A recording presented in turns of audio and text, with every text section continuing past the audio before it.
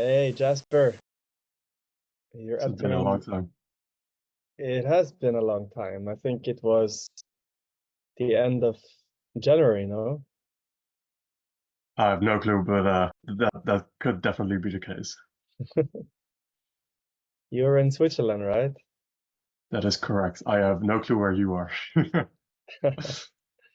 I'm um, I'm in Oslo in Norway for another Hmm, s- five 5 days. nice. Yeah, man. How is Switzerland? Not as sunny as I would have liked, but very chill. Just this morning I ran up I well walked up slash ran up the mountain for like 1.5 hours and then jogged all the way back down for like half an hour and just yeah, good environment to just get centered and it's very peaceful. So yeah, I like that a lot. But yeah, also looking Mm, forward to head back to Asia and drive fast bikes again. mm. Yeah, you mean when you're going south to South Asia or Mhm. in terms? Probably Vietnam first because it's like dry season right now. Oh, okay. When are you going there? Uh, probably like after Georgia, so like July or something. Well, Have it can to be a check. hot month, hot time then. Yeah, it's very hot, but yeah, I mean that is all okay. I'm just want to get back to yeah something weird, I suppose, in the sense of different culture. Um, Obviously like yeah able to drive like motorcycles there, which I mean I would get my driver's license. I'm not sure if I mentioned this before, but I would get my motorcycle license if I was registered in the Netherlands, but I'm no longer registered in the Netherlands, so I can't really do that. And Mm, yeah, in any other country, if you get it there, then it's kind of a bad license where if you get it in the Netherlands, it's pretty much you can use it anywhere. And if you mm, get it in a lot of these like other countries, especially Georgia, where like I would be considered the most based, yeah, that's not going to be a usable license in a lot of different countries. So, mm, mm. but yeah, looking to learn how to ride a manual once I get back. So that's probably like the most motivating thing to look forward to. But just trying to stay present in the moment, and Yeah, everything's gonna come when it comes. yeah, exactly. Was talking about just how to prepare, how to go with the flow with my mentor yesterday, last evening, and he was talking about how he had a presentation where he was preparing. It was like 100 people coming. He had prepared and he felt super nervous. And then the morning of the presentation, like an hour and a half before, he realized like, oh wow, this is not what I'm gonna talk about. It's something else. And he started like preparing for that, like just writing notes and came to the presentation and told them like, this is like the PowerPoint is what I prepared for. What I'm gonna present is totally different. So let's have some fun. And it was going like full flow.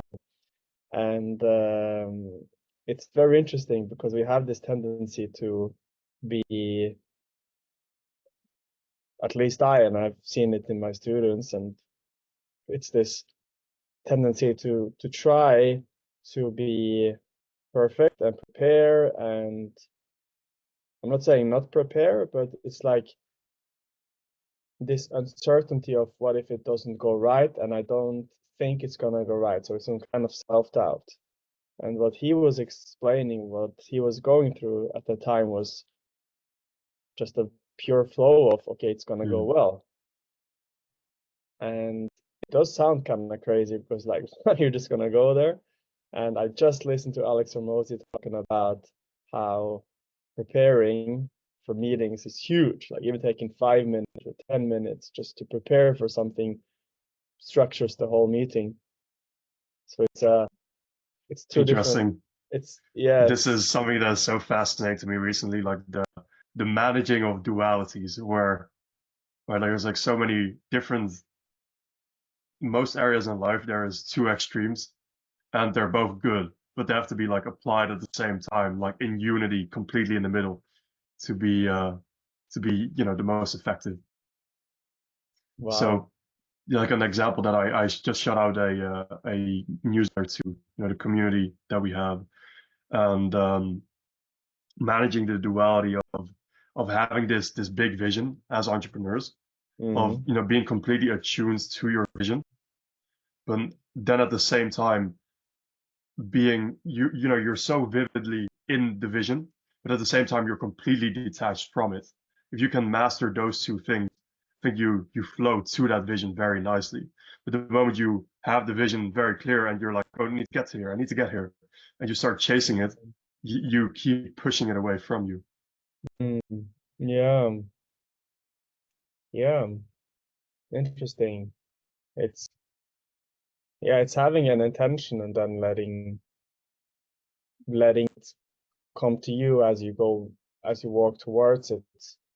Um, that's interesting. I was just writing. I had a student that was telling me about how he's a professional poker player, and he noticed this last couple of days while he was focusing on his inputs. That means that he was focusing on playing every hand the best he could. Mm. It was totally different from when he was playing to win every hand, but playing, to be lucky, or like just playing, because then he became very outcome dependent. And he's noticed this last couple of days, and he's kept this like 3 days now in a row, where he's just been playing the best hand every time. And he says every time then he's dialed in, he enjoys it, he's in a flow. He also plays good. Mm. And it reminds me of this quote by Charlie Morgan. If you heard about him, he's big in Yeah, I know the about him. I don't really watch his stuff, but yes. yes, he has a quote. He says, "Business is like driving in the night. You can only focus on the 20 meters ahead of you if you want to succeed, Mm. not on the long-term vision where you get lost." For sure. That's the same thing that I've realized with, if you look at the most of like the successful YouTubers and things, it's basically with everything, like with getting in the gym, getting into great shape. The people that quit going to the gym, they are so dependent on the outcome, and then they don't get the outcome fast enough, so they quit. Mm, Same thing with, creating YouTube videos. Whatever the thing is that drives you mm, forward in whatever area of your life, if mm, you don't get enough views from a YouTube video, you quit. mm, For me, it's realizing that I've now gotten to a point where it's, I just do it for the sake of doing it. I do it for the sake of showing up. mm. And then an entire very interesting aspect that I kind of wanted to, there are so many different things that you're sharing that I want to jump into as well. Um, I completely lost it. Anyways, Inputs in do it. YouTube, watching them Yeah. because yes, creating them to show up. Um, maybe something about not doing, maybe something about enjoying it. Like Steve Jobs talks about, you gotta love it. Mhm. Um, I'll get back to it later, but yeah, it was something okay, well, along these lines. what I was thinking of was, it's funny how we created productive being.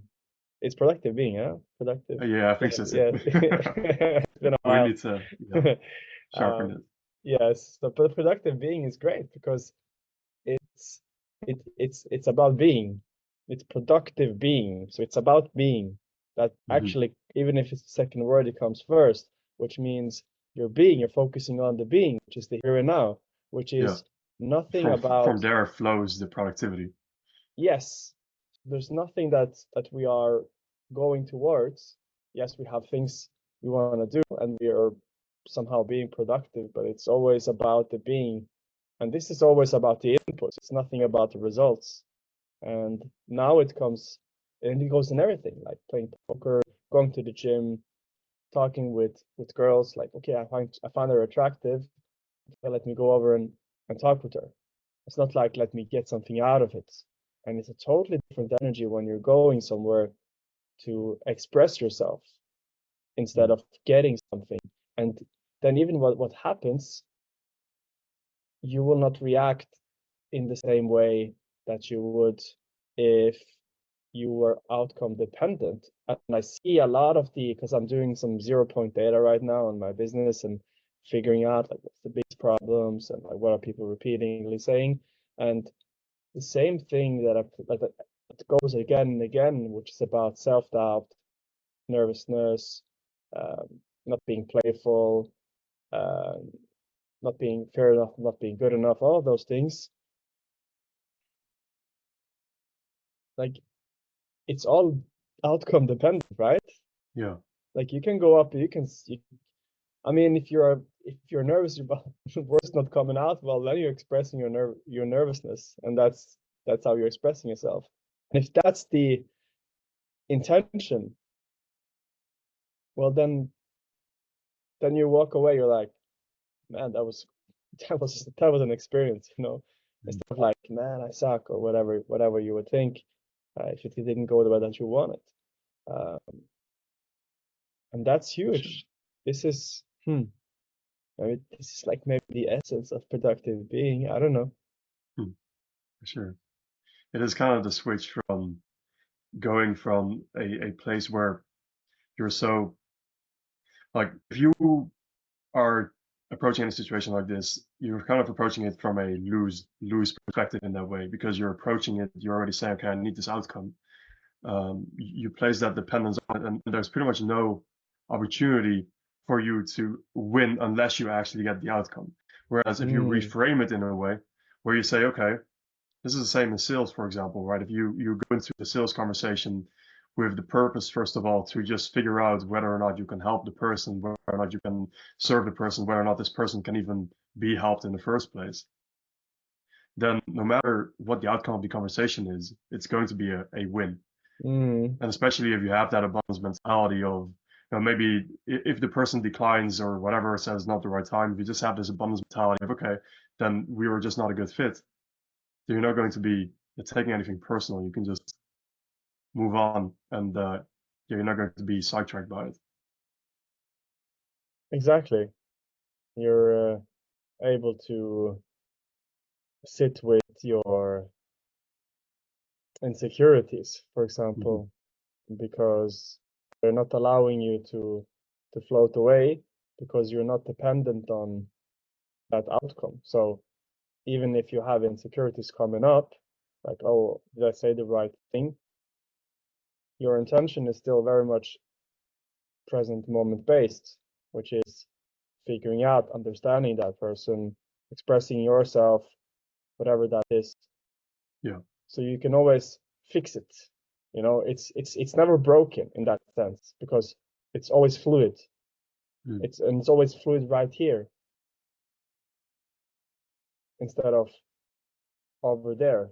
Because if your goal is to sell or to get a number, and if you said or did something which was out of alignment and it's not going the right way now, you don't have to fix it. You're like, okay, but I can still express myself. I can still try to understand this person. If that person leaves, that's okay. Okay, the person left. What can I do about it?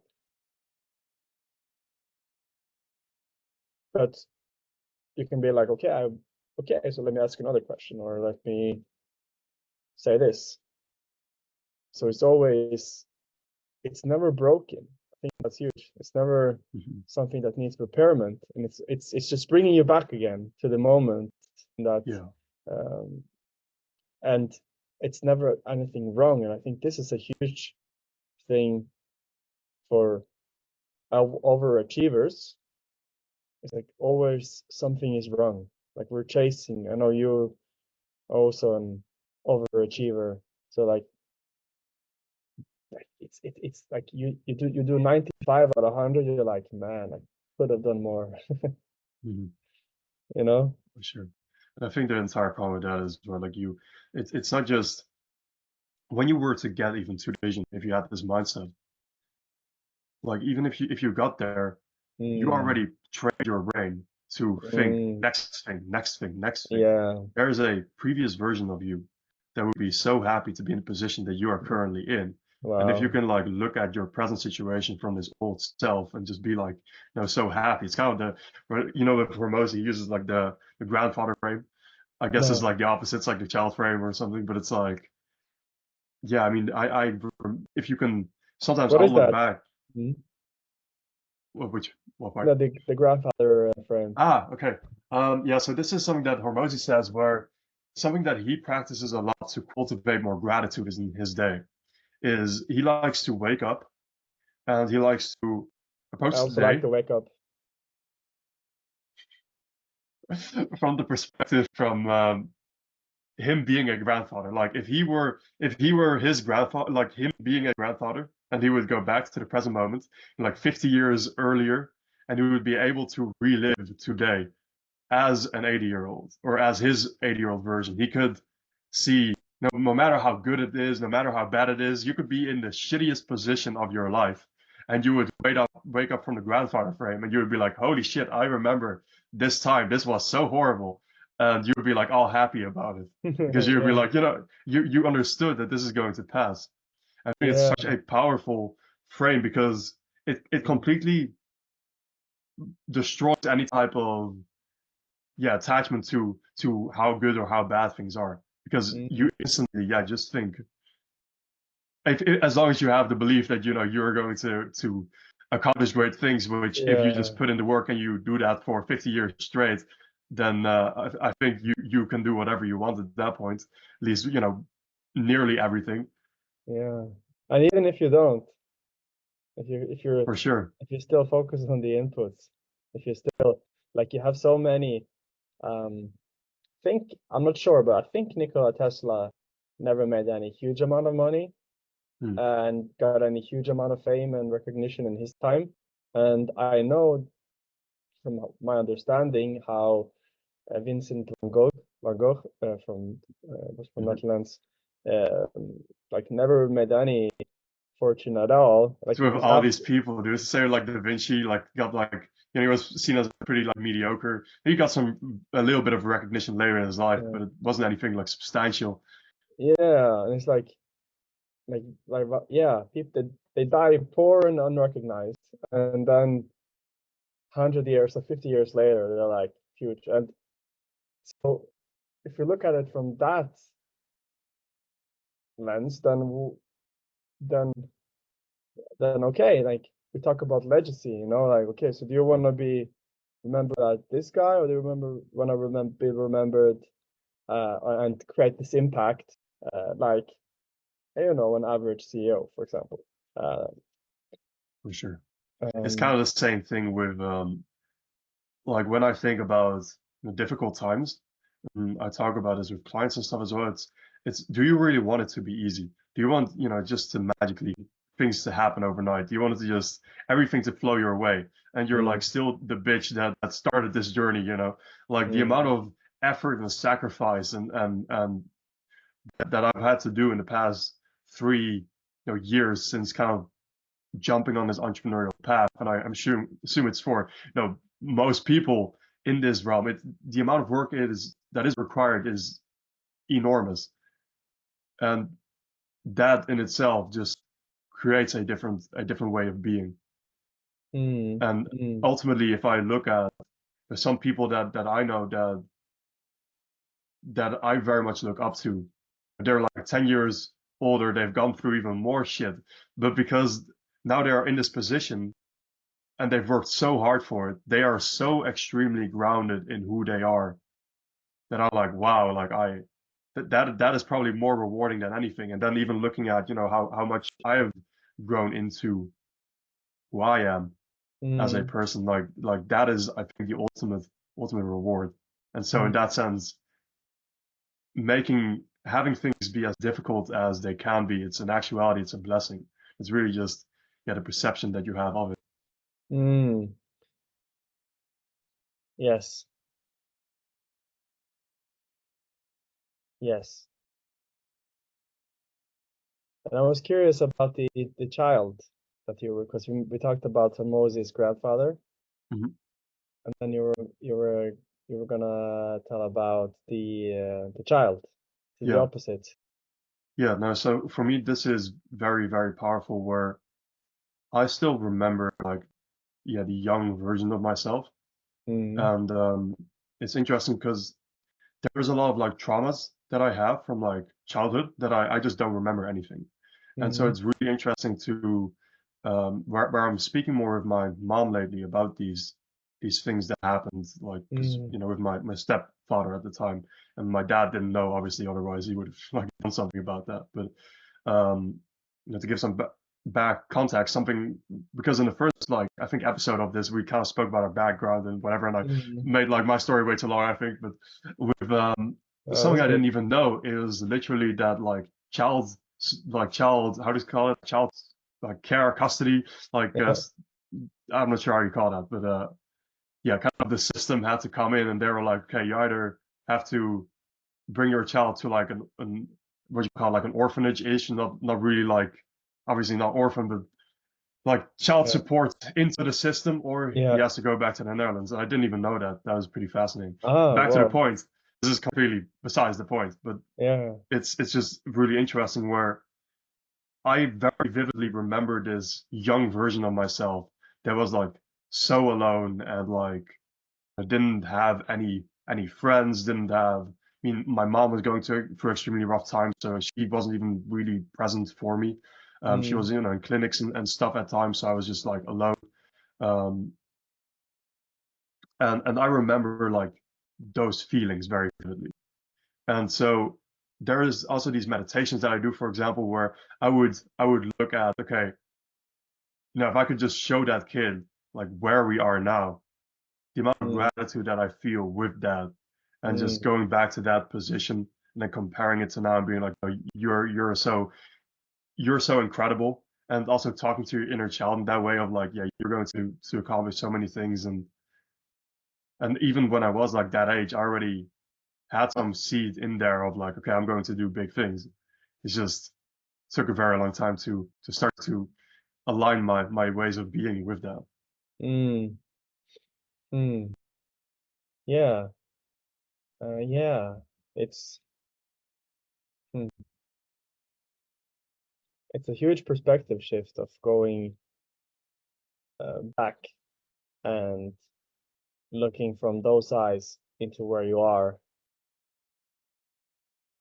I think especially for people like us who are very much always producing and always thinking, how can I make my walk to the kitchen better? How can I improve my thoughts? Hmm. Is 5 steps.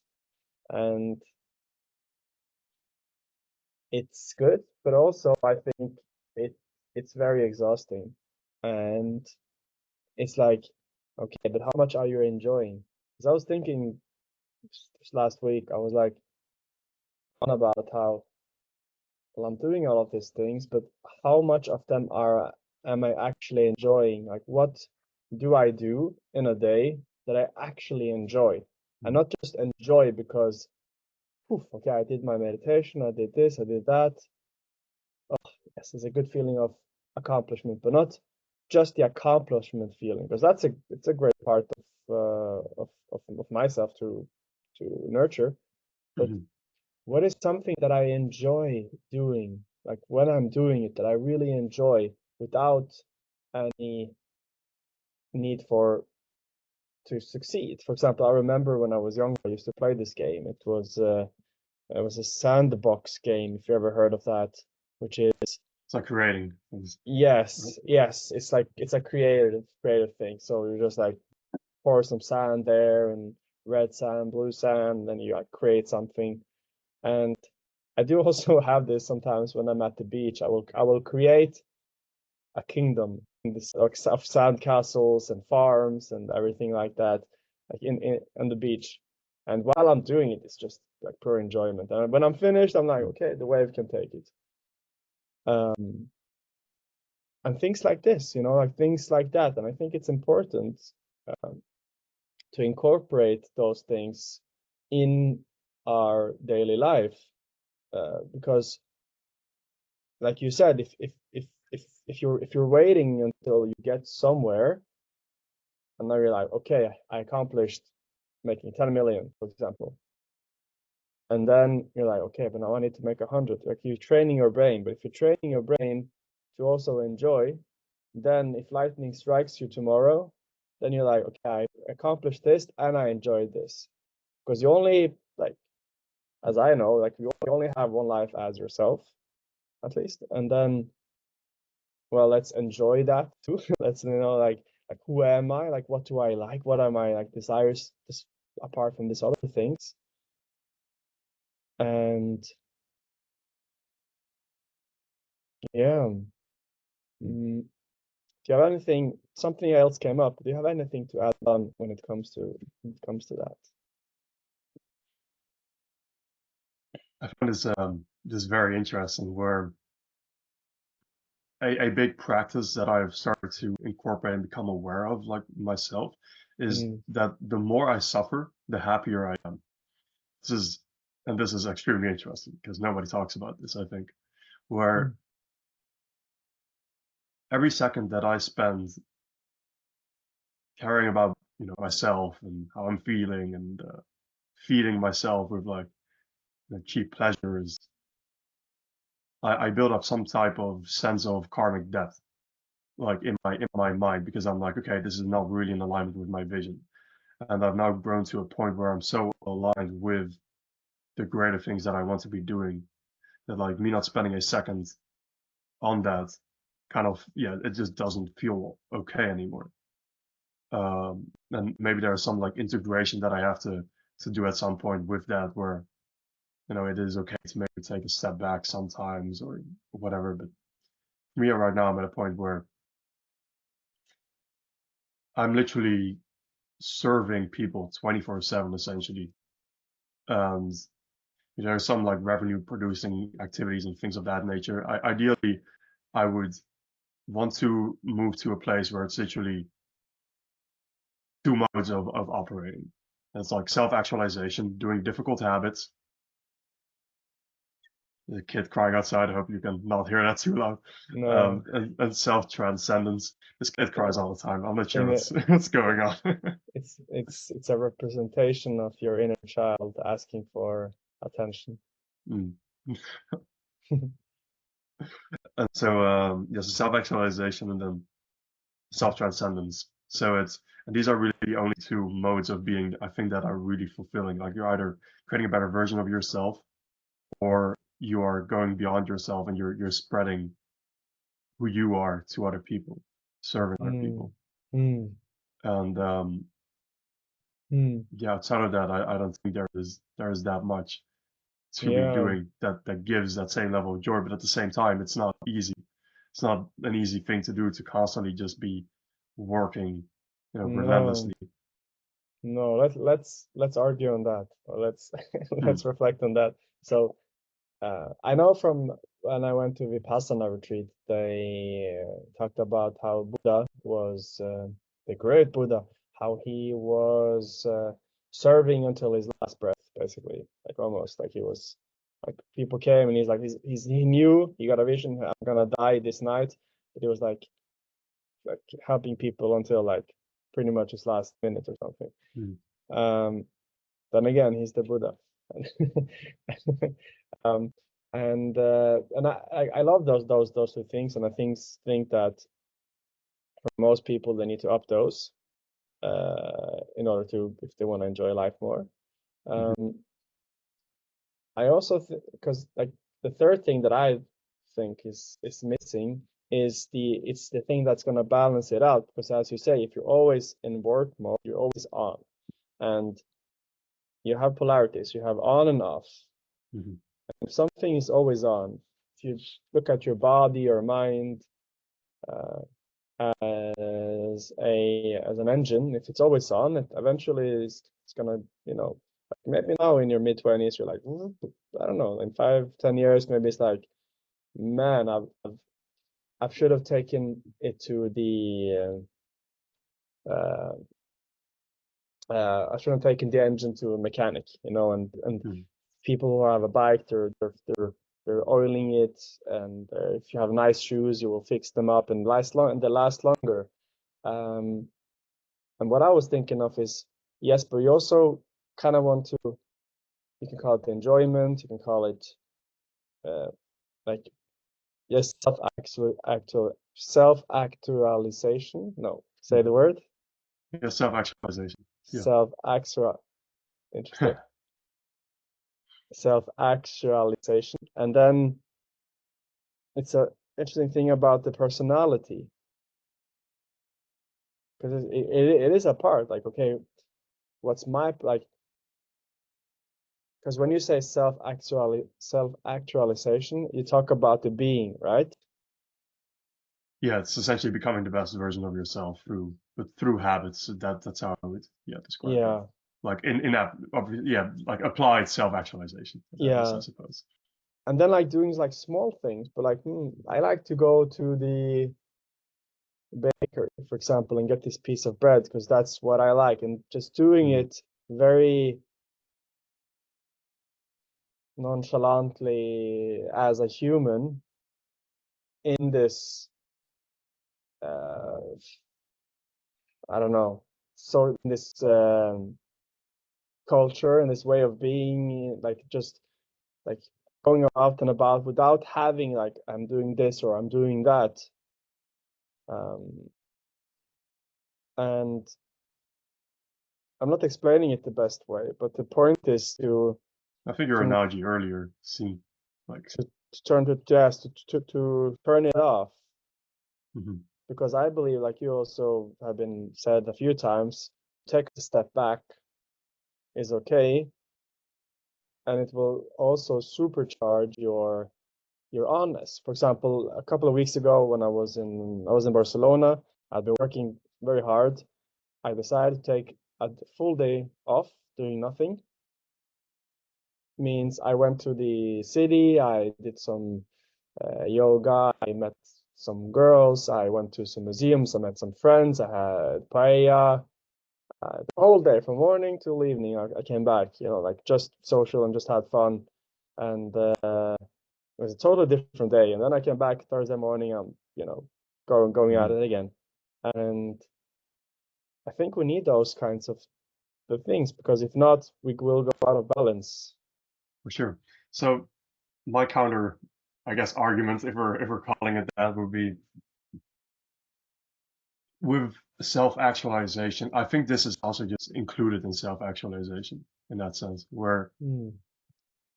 it's I guess this is something that I spoke about with a few friends recently, where it's essentially figuring out the duality between the NPC who is like in the matrix, who has like no self-awareness, who's like no control over their own life, and then the Himalayan monk who is like ultra aware, who just sits on a rock all day, in the Hmm. mountains doing nothing, like integrating those two poles. Um, Once again, it goes back to duality. I would just say Hmm. with Hmm. regards to this specifically, the most powerful thing that I think I've really started doubling down on since our last call has been listening to my conscience as much as I can. I think that kind of very clearly guides you. Where when I go for a walk, when I go to a coffee shop to buy a nice cup of coffee, when I go to when I travel, when I just meditate, when I sit on the beach, when I get a massage, when I get in a good workout, when I go out and meet friends, these things are kind of off, but they don't build any karmic debt for me in that way, where I don't feel bad about the decision. Hmm. And for me personally, at least, and then there's let me get into that later. When I do anything like playing video games, watching shows, any type of like this normal um, kind of activities that most people indulge, a third of their life in or something, or just like you know recreation. I don't think that is actual recreation, at least not for me. And maybe that's different for other people, but it saps your dopamine. It's way more enjoyable than any in real life activity that you could be doing. So you feel less motivated to to do your work. And yeah, once again, like for me, my inner voice tells me you can do better. And so at that point, there's two options. You either, if you don't have that, obviously perfect, and just do. Because I think at the end of the day, if you just listen to your inner voice, that is most important. Because so you live in alignment with what that voice is telling you. And if you can do that and you enjoy that, then go for it. But yeah, if something at this point in my life tells me I shouldn't be doing this, no matter, I love anime, for example. That is one of the things where I'm kind of still dibbling and dabbling in, where I'm like, okay, I love anime so much, maybe I should sometimes do it. And I watch, a few episodes sometimes. I also love how I say do it, like it's a drug, but it kind of is. Um, it's just, yeah, I get so much enjoyment out of it. But even then, I just kind of feel like if I'm not serving my people, or I'm resting, having that off time, but sensical off time, that is like in solitude, that is like in silence, just enjoying the present moment, or enjoying the people that I have in my life. There's not that much of a point. And I think the most important thing of this is just, I've noticed when you are scattered all over the place and you take these back steps, kind of feels like where you're overcharging your brain with these other things, you slow down your progress. Because, for example, I used to play a lot of chess, and I would just constantly start thinking about chess, and I would dream about chess, and I would think, what is the position here? What moves can I make? And I would just, even though it's not like I was playing 27, I was playing like, an hour a day or something. But it's just so much more engaging for the brain, that now you're solving these problems. You're solving video games problems. You're solving problems that are related to your goal. And the big problem that I see with all this escapist behavior, that's how I see it, at least, is you kind of usually go back to these things when you start to feel uncomfortable. When you start to feel, okay, I'm pushing really hard, maybe just take a break, get a breather, kind of. When you double down on that pain, and you use that pain as feedback of, well, let me push a little bit more, that's often where the breakthrough lies, because you're giving all of your brain power to now solving this problem, rather than what most people do is, when they start to feel that pain of their current reality, they start to escape it with something like shows. Let me distract myself from the problem. When you distract yourself from the problem, you don't actually solve the problem, you just avoid the problem. And so when you get present for the pain, that's generally when you level up. Yeah, that is profound. It's about how a lot of, well, I know from my own, and when I've done something which is tough, and then I decide to push a little more, suddenly like something amazing comes out of it. And it's just because you did that little extra, you went that extra mile, you decided to stay in the fire just a little longer, and out there came something incredible. And escapism is very interesting. It's very interesting. What do you think about that part? I think escapism, I coined the term, I haven't went official with it. Well, I have once, but it's called escapism syndrome. And it's what I find is the reason why most of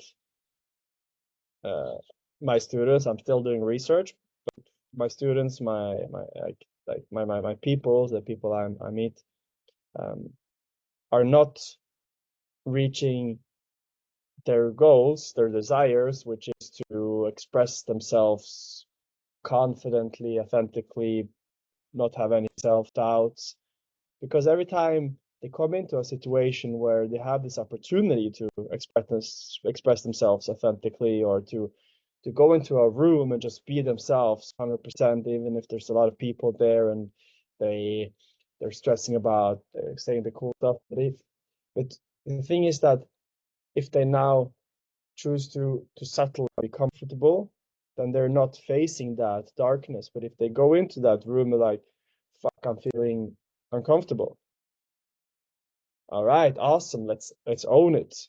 Let's go into it like, man, this sucks. Yes. Oh, this sucks. Yes.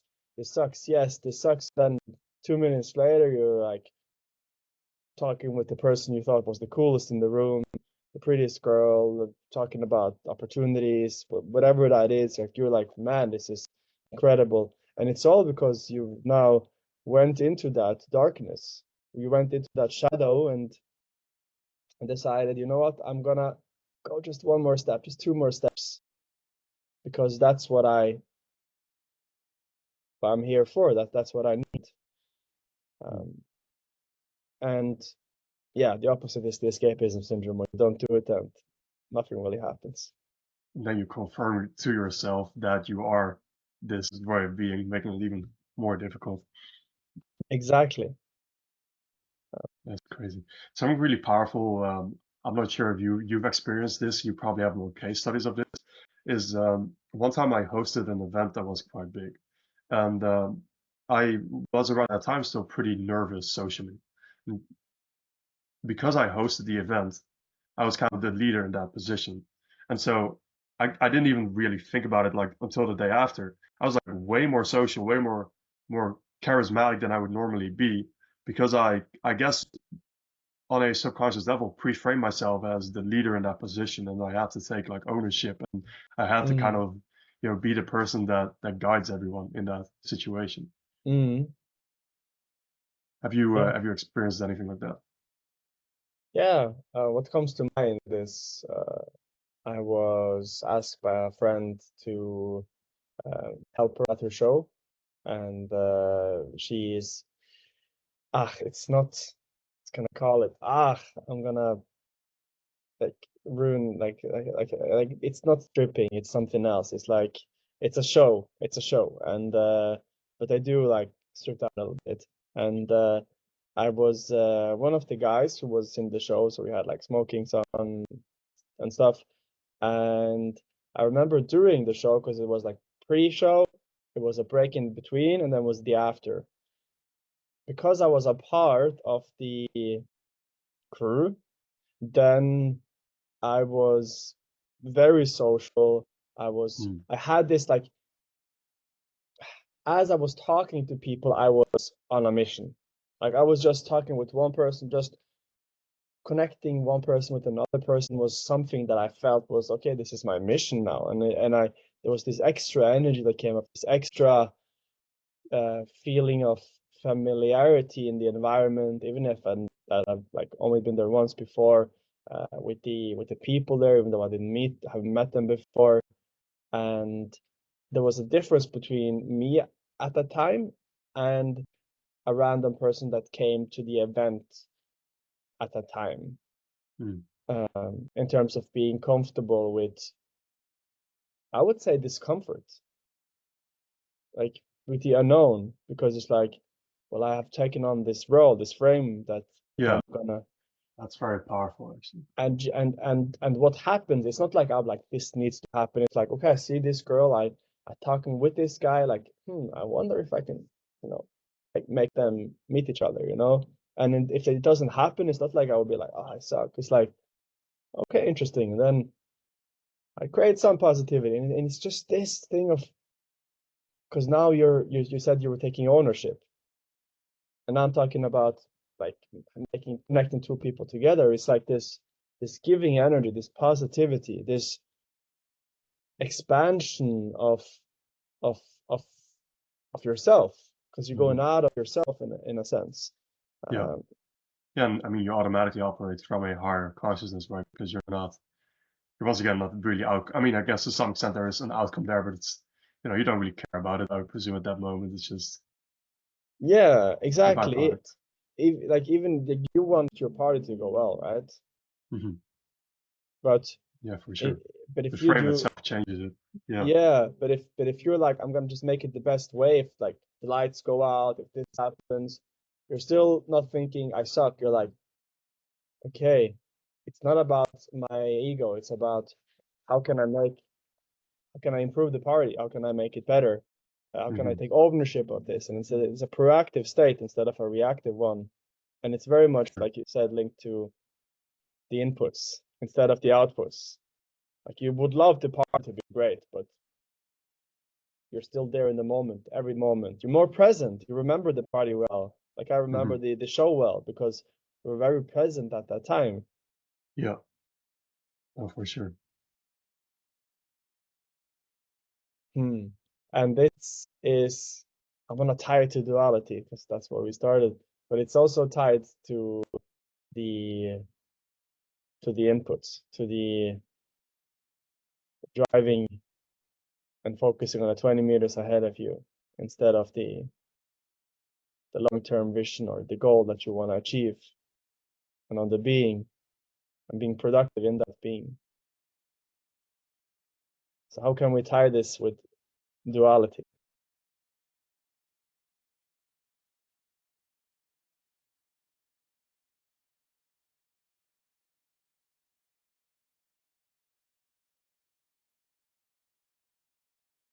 So what is duality? Well, duality is say the two poles, right? It's everything exists by contrast. And if something wouldn't exist, I guess, yeah, if something wouldn't consist through contrast, it wouldn't be something that Mm, exists in duality. So mm, it's good and bad. It's, mm, you know, and in many things it's unconfident, confident, but oftentimes there is like two opposite ends, and then the thing you really want is in the middle. It's not mm, like you want the outer extreme. So if we are at the party and the show feeling more confident than usual, what is then the opposite of that duality? It's feeling less confident than usual. It's like you're not really connected with the people there, you're self-doubting yourself, you're really wanted to go the way that you wanted to go. And how I understand duality is being in either of those poles and being okay with it. So if it's going very bad or if it's going very well, being okay with it. And how can Yeah, I someone always in stay the, neutral. yeah, how to stay neutral in that sense, how to, like, the Buddha again talks about not being like this or that and working the middle way. How do you do that in that instance? I think that goes back to what we talked about earlier, where just the outcome depends, right? If you start to see confirmation of something not going your way and you want something to go your way, then it's like downhill from there because it's like Mm, you see the thing as you see confirmation that things are not going your way, whereas you want a certain outcome. And then you mm, start to try and fix that. So you start to focus on the problem. yeah, And that's yeah, kind of the downward cycle, I would say. Whereas, yeah, if you control and you just focus on, I think we probably talked about this in an earlier episode, the kind of idea of, and what you said earlier as well, with who's to say that the first 10 minutes of a conversation going horrible doesn't mean that the next 10 minutes can be the greatest conversation of both of your lives? mm, Where it's just like complete detachment from whatever yeah, has happened. yeah, exactly. It's more it's like a curious frame. It's a very present frame. It's very, it's, I feel fear of the unknown just talking about it, because then it's this, yeah, but what if it doesn't go the way? What if I totally fuck up? Because I'm Hmm. just here, like, I'm curious. It's like Alice in Wonderland. I'm like, okay, what is that? What is this? Yeah. Interesting. And it's only the thought that makes you lose. That's the interesting thing. It's like, Yeah. you know, there are so many like dumbasses who are not particularly socially capable, but just because they are confident they don't have this kind of sense, they that is at least way more respected than constantly doubting yourself. So it's Mm, kind of, yeah, you're really setting yourself. It's interesting in so many ways where if you can just get out of the way, yeah. everything will happen naturally. Yeah. Yeah. What comes to mind is that even if you're feeling insecure and you're able to not make it into a problem, but actually express it. Like the moments I've met, um, I have this background with my dating coaching and this like pickup for 11 years, but Hmm. the moments I met the girls that I was like, wow, like she is so hot, and I actually got with her. Oftentimes it was times where I was like, it was like 10 minutes was horrible, and I was like, you know what, I'm feeling insecure right now, or like I have like I had to I broke the ice with which was taking that. So you mentioned that you were feeling Yeah, nervous. yes. For So sure, that is such a powerful frame as well. because it's like what as I'm doing it, it's not a technique. As I'm doing it, I'm literally saying I don't care about the outcome. I'm like, what can I lose? Like Yeah. it can't go worse than this. At And it's least just like and that is way more, right? Like you're way more your masculine, you're way more in your expression when you at least yeah, you're expressing a certain side of yourself, even if you don't want it to be there at that moment in time. And by expressing it, you kind of maybe even push it out of yourself because now it's like, okay, this is no longer like a blockage, right? You kind of release it. exactly. And now you're like, and now I can look at people around me and be like, oh, but I'm not worse off than them. Like they're just themselves. I was myself, and now people who are insecure. This is something a guy like uh, a very famous pickup artist in Norway said that when he realized this, it totally changed the way he's socializing in like every shape and form. Mm. And now when he goes out in a party, he always enjoys himself and always has good response and connects with everyone. And the thing is that he found out was that when he is talking with someone at the party, he knows that everyone is insecure. Hmm. Everyone that you meet, no matter where they're at, in like whatever, they have this insecurity inside of them, and most people will be like insecure, and just knowing that you can relax and know that okay, I don't have to impress anyone because everyone's trying to impress. But if you just come in like hey man, nice shirt, like how's your Hmm. day? Yeah, I'm cool. Like hey, cool man. I later let's there's some smoothies in the kitchen. Let's get them later. Yeah, sure, nice. So what am I doing? I'm just confirming you. I'm like boosting you in a sense, just Yeah. because I know that maybe it's tough for you. And then like you're thinking like, man, this guy is awesome, and I feel good Yeah, also. for sure. And it's not like I'm, hey man, it's just like yeah man, let's do this, like um, and it's just just really whips the red pill thing, like you have to be this and that. Yeah, Uh, no, totally. That's something that I mean, this is kind of related. This is have you read the Kybalion? no. Okay, so this should be like at the highest, like top of your reading list. I only read it once, but my business partner, interestingly, and like one of his like best friends, they read this thing like on repeat. Like this friend, he literally has like 100 different like what you call that, like clips around the Mm, book for like references and stuff. It's pretty interesting. But anyways, it essentially talks about Hermetic philosophy. There's a few different principles that the universe operates on. mm, And one very interesting one is, I think, the law of correspondence, where essentially it means as within, so without. If mm, you are um, seeing, other people in a certain way, it's because you are seeing certain things from yourself that you don't like. For example, for example, if someone generally when I meet fat people outside, they look at me angrily because I would presume they see in themselves, they see their lack of taking ownership over their body in mm, me. And so this is just one example of that. But in the same way, if you portray, whatever exists within you is going to be reflected outside of you.